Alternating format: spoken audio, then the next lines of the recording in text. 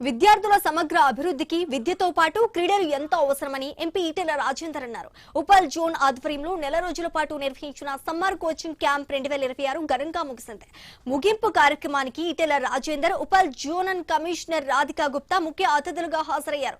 క్రీడలు శారీరక దృఢత్వంతో పాటు మానసిక స్థైర్యాన్ని పెంపొందిస్తాయని, క్రమశిక్షణ, జట్టుగా పనిచేసే నైపుణ్యం, నాయకత్వ లక్షణాలను అమర్చుతాయని ఈటెల పేర్కొన్నారు.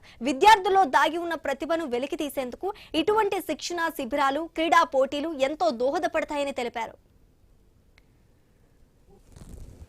ఆరోగ్యాన్ని, మేధస్సుని సుసంపన్నం చేయగలిగే శక్తి క్రీడలకు మాత్రమే ఉందని చెప్పి గ్రహించి ఆ క్రీడా స్ఫూర్తిని పెంచే ఉద్దేశంతో ప్రభుత్వం ఒక నెల రోజుల పాటు ఈ కార్యక్రమాన్ని నిర్వహించింది.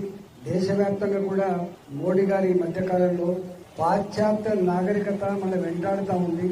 మన సంస్కృతి, మన సాంప్రదాయాలు, మన నమ్మకాలన్నీ కూడా కనుమరుగైపోతున్నాయి.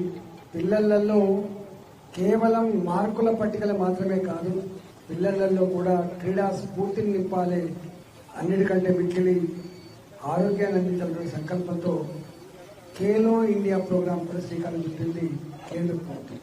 క్రీడల్ని ప్రోత్సహించాలని చెప్పి మనసుతో కోరుకుంటూ మీ అందరికీ నమస్కారం, శుభాకాంక్షలు.